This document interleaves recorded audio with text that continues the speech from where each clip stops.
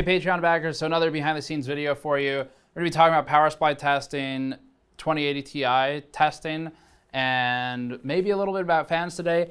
So a quick update on all this stuff. The power supplies, we've been working on it kind of on and off for the last couple months, the last maybe 4 months or so.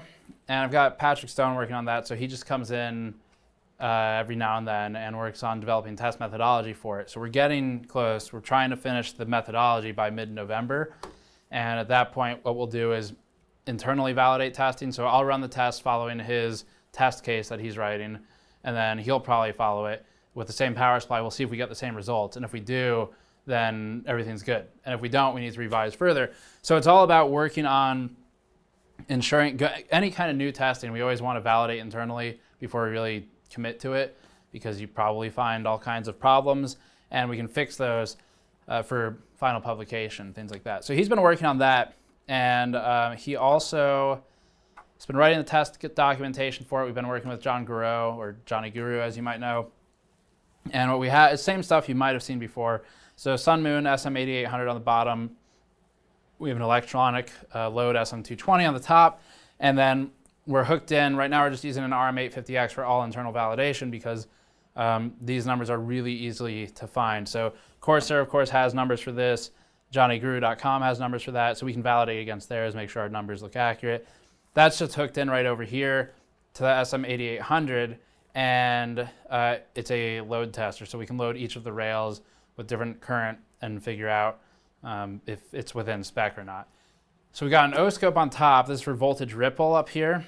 So we're using the O-scope for monitoring mostly 12 volt rails to see if the ripple is within spec, if it's reasonable for high-end machines, things like that. And then over here we have a Variac, which we've shown this on the main channel before, but like I said, it's been a while because we've been developing test methodology, and that takes a long time with all the other responsibilities we have. So that's currently set to 110 volts, and if we wanted to torture test the power supplies, we could drop it down to like 90 to simulate a brownout scenario, or some outlets in Japan I know are on 90 volts as well. So that's what we have for power supply testing. He's been making good progress on it. For fans, I guess I'll show you this thing. I haven't had it out in a little while, but we just got this back from a thermal engineer, and this is part of our fan testing control setup. Okay, so this is a custom PCB that we had made. We worked with an engineer on making this. Not this thing, that's basically an O-scope. But the custom PCBs in here, he really did not number on this thing. So this is from Bobby. He's been on the channel before. He works at Corsair. And what we're trying to do here is, okay, I'm just making sure these are all still connected, and they are. He really built this well. Man, nice job, Bobby.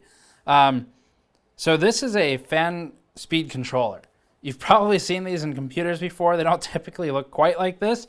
That's because ours hooks into a small O-scope directly, and we can use this thing plus the controller to make sure that the fan speed is more or less perfectly accurate when we set it. Because you might not know it, but when you set fan speeds in BIOS, it's never really accurate. It's kind of lying to you when it reports numbers back. So if we have a changing set of fans going through a motherboard with some variance, that could just ruin all of the data. So we've had our own custom fan controller built. This is why it's been taking so long to get these going. Looks like it should work now. I mean, it's in way better shape. So Bobby looks like he bolted on the power leads, which previously I was just wrapping copper wire around there, which is kind of dangerous. And he also hot glued every connector in, so it's not going to be possible to screw them up.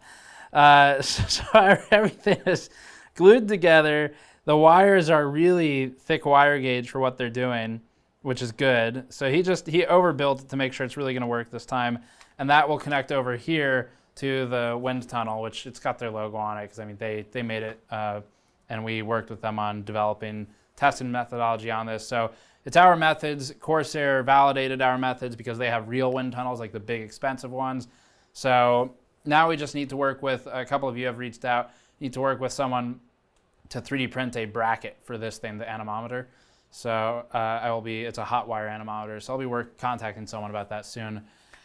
And that'll wrap our fan testing stuff. And then, I mean, quick update, I guess. There's a bunch of 2080 Ti's on the table right now in 2080s. And I've been looking into these. So we have some thermal probes hooked up. This one was just under, actually just straight air. There was no cooler attached to the memory. So I had the memory over 100 degrees Celsius, just trying to see if I could force a failure. And then this one uses just different thermal pads. We talked about this before this is public, but different thermal pads. So this is the 2080 Ti, this is 2080, I think. Something like that. Is that right? That's right.